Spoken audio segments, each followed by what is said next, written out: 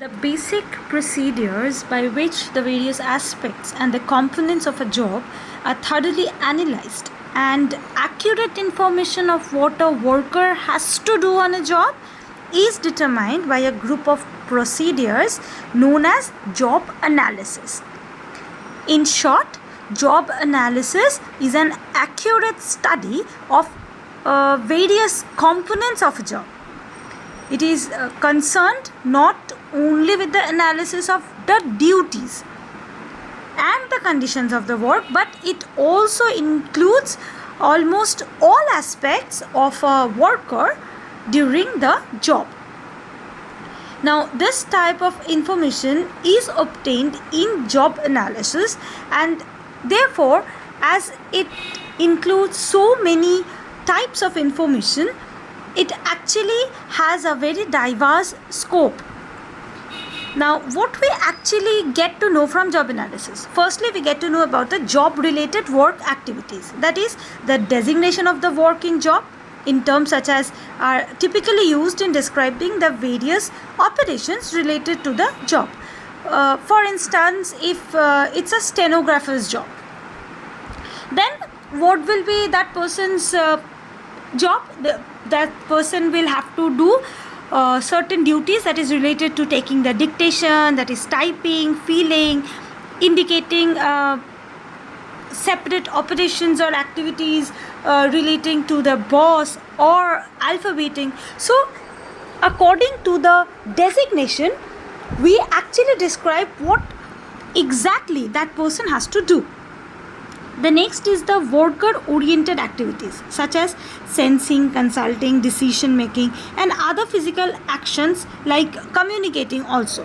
So worker-related, it's like what the worker has to do, what the workers need to do, what exactly they have to do. So the worker-related activities, not the job that he wants to do. That is the job-related activity. But this is worker-related. What things extra additional activities that the worker has to do, like for typing, that person has to consult to the boss, as I gave you the example of the stenographer's job. And secondly, if something is given to you, then you have to communicate that message. That is, for example, like you people have a CR. So whenever CR is a position and CR has a host of jobs to do. But in addition to that, it has worker oriented activities, like if something is communicated to her, then it's her duty to communicate it to the whole department. Now, next is we get to know about the processed materials, such as the materials actually used to manufacture the products. Then we get to know from the job analysis, we got to know about the operational knowledge, that is how exactly that work is done. What are the specialized methods or procedure to do the said job. Then there are also we get to know about the personnel requirements, that is the industrial engineers are primarily concerned with the analysis of the various job aspects, but psychologists are basically concerned with the analysis of the human activities or traits that are required for specific jobs. For example, take if we take the example of the defense job. So this is not this is a job of a different kind. You don't have to only fight by your hands. So if you are a kickboxer or a black belt holder, that won't help you. But you should have that mental ability, you should have that special abilities or traits that can actually fetch you a defense job. Now, next we come. So these are basically the different informations that we get to know by job analysis. Now, obviously, to fetch this knowledge, to fetch these informations about the job, we need to follow certain methods. So several methods are used for obtaining the data for the job analysis. These methods are also often used in developing job information. And now we will be discussing about these methods of job analysis. The first method that we'll discuss will be the questionnaire method. Now, as the name suggests, here the information about the job and its component is obtained from incumbents. Then who are the incumbents? The workers. Those who are working, those who know how to operate that function, how to do that job. By asking them to provide the required data concerning the jobs in their own words. That is, I am asking the working men how they are doing the thing, how they are working in the field. The method is good for people who can write well and express themselves clearly on various points in the questionnaire. However, the work of analyzing and answers, this work of analyzing the answers and constructing a true picture of the job in terms of its characteristics, its aspect, is often very laborious and time consuming and can be done by experts alone. So obviously that method becomes a bit lengthy, and obviously it needs skilled individuals to do this job, to analyze the answers that we are getting from the workers. Next in the line will be the checklist. Now we all know about the checklist. What is checklist? We have to tick the things that are actually related to the work. So in this case, a long list of tasks performed in relation to a job is given to the worker, and he checked the statements and the way he describes the job. He checks in the statements that he thinks actually describe the activity that he does. With a precise observation of various job activities, this list is actually prepared and is given to the workers who are doing the job. Now, this method is basically easy to administer and tabulate. It's also it's easy to tabulate the answers to find out which activities are related to job, are of primary, secondary or tertiary importance in the performing the job, because it is easier than the questionnaire method to form. Then we'll come to the interview method. Now you know interview method, it is like interviewing the person. So in this method, a representative group of job incumbents, that is the workers, is selected and then interviewed by using predetermined plan. Another variation is an interview conducted at the job site, in which the interviewer collects the data when the worker is actually working on the job by asking questions. It is a good method but expensive and time consuming, but very useful only when the interviewer knows the job well. So here also the workers are asked questions or about the job, and specifically in the time when they are actually doing the job. So it is not an introspective report. So interview is like on the job, you are asking questions when the person is actually going through that experience, when he is doing that job. It is through such interviews that the essential elements of job are often determined. Next is diary method. In this method, the job incumbents are required to keep a long book or diary concerning their activities on the job. Information collected in this fashion is analyzed, and it is a very simple and effective method. But when the job is involved, we do not have great, because in this case, in diary method, it is written in the diary. It is just it is like a logbook. So in case of a very complex type of work, this method is of not that much use. It is simple and effective in case of the simple tasks when the worker knows how to keep the logbook. Then there is the critical incident technique, in which collection of series of statements of job behavior are included based on the direct observation or memory. Like in critical incident report, it's how it is more of like an introspective report. It is from the worker only, it is taken from the worker, but they actually, when they are asked to give the impression, it is from their direct observation or from their own memory. So such observations often bring to light the most critical aspects of the job, when commonly led to an excellent performance on the job, as well as those not so critical or important.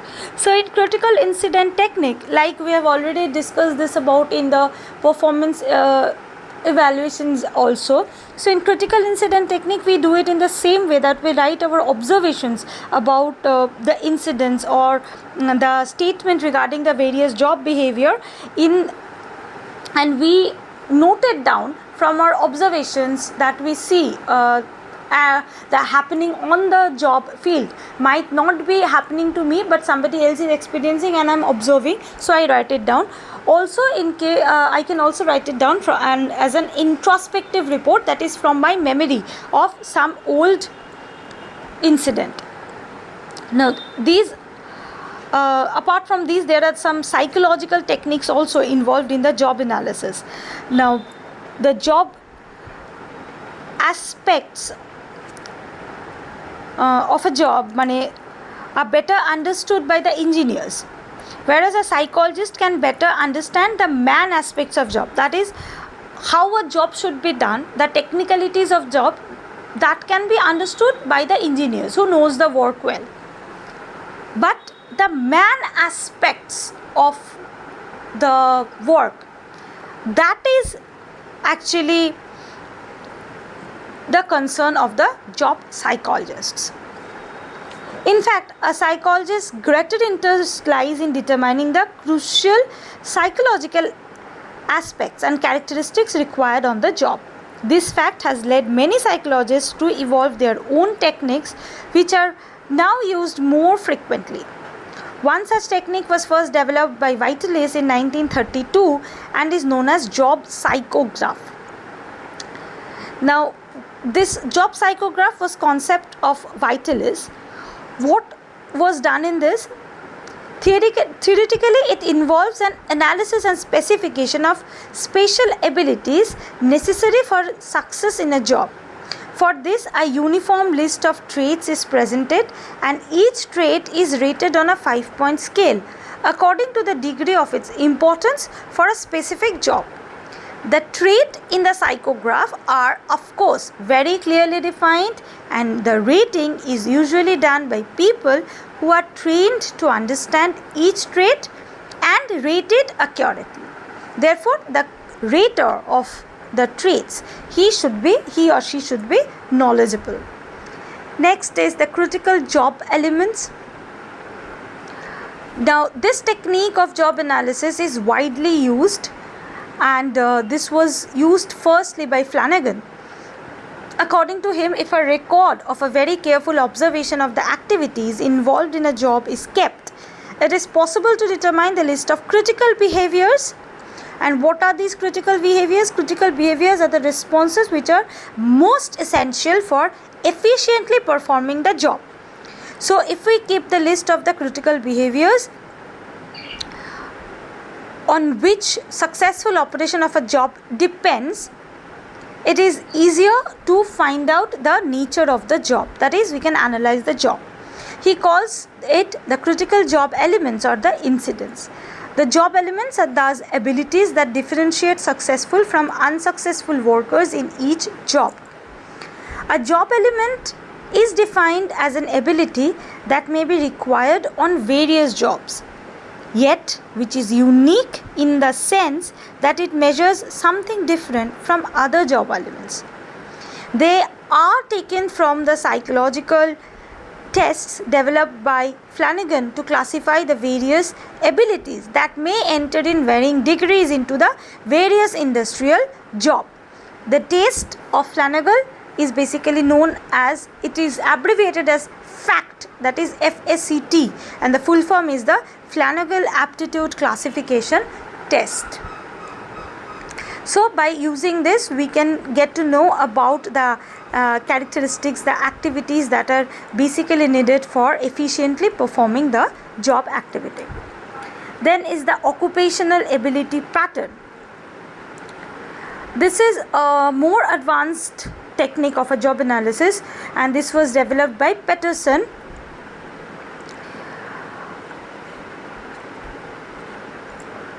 Well, Peterson et al., he had a team, and as far as I remember, it was done in the Employment Stabilization Research Institute of the University of Minnesota, and this occupational ability pattern was abbreviated as OAP. The researchers claim that this technique is most objective because it is based on the test scores, and there is the least possibility of subjective interpretation of the traits as there is in the psychograph, because in psychograph there is actually a role played by the psychologist or the skilled person who rates the traits. But in case of the occupational ability pattern, here this is basically an objective test, that is a numerical test, so this cannot do not have actually any subjective interpretation from the raters, so it have a unique objective characteristics attached to it. Then is the job analysis information forms, which takes information for the organizational use. So they just take the information how the work is done, and they integrate the obtained information and they provide it for the organizational use. Now all these are the various ways by which the job analysis is done, and in doing so they actually cover some steps. So the best guide for developing a job analysis prescribed by Marsh should involve some steps that is suggested by the US Air Force to streamline the process of job analysis. Now they actually concluded about the 4 steps. The first step was collection of statements pertaining to the task to be performed on the given job descriptions, training materials from the experts on the job, and if possible also from other sources like the available literature on the job under consideration. So the first step was collection of information, collection of statements related to the job. Now second step was to administer this inventory, that is the statements, the inventory that we have of that 200 to 300 statements that we obtained in the first step. Now it is to and this information was taken from the workers. As it was already discussed, job analysis informations are always taken from the workers. So after the collection of this, these statements were actually again reviewed by the experienced workers or the incumbents who are now in a level of a superior level in the work structure, in the work hierarchy. They actually review and do necessary modifications or alterations in the statements. Then the third step is to administer this revised inventory to a large sample of the job incumbents. That is to all. It's not only the experienced one, they are actually reviewing it and modifying it. And after that it again goes to the mass of the job incumbents, who then respond to all the statements and to add more which they feel have been omitted. And in the fourth step, now after this verification, modification, and again administering it to the mass or sample of incumbents, final step is to prepare a final list of statements by determining the consistently with which each statement is chosen by the sample of experts or job incumbents. That is, we will finally, in the final list, in the last step, we are selecting only those items which are commonly selected by both the experienced job incumbents who have verified and modified, and the large sample of job incumbents who were given again to add or view or respond to that statements. Now why we basically need these job analysis? What is the use of job analysis? In a review of research on job analysis, Zarga gives a list of as many as 20 uses which job analysis could be put to in modern industrial practice. It should be noted that the use are not only confined to the process of selection and placement but also extend over many other areas. So certain uses of this will be discussed. Firstly, it can help in the fine grading of jobs and their rational classification on the basis of similarity of operations involved in them. Then it can also be used in the setting rational wage policies, or what we call the standardized wages or salaries for the job incumbents. Then it can also serve as the best guide in hiring the employees, verification of job duties and responsibilities. It can serve as a guide to transfer and promotions of the employees, in readdressal of their grievances, and establishing a common understanding between the various levels of workers and the management. So job analysis basically has a diverse use.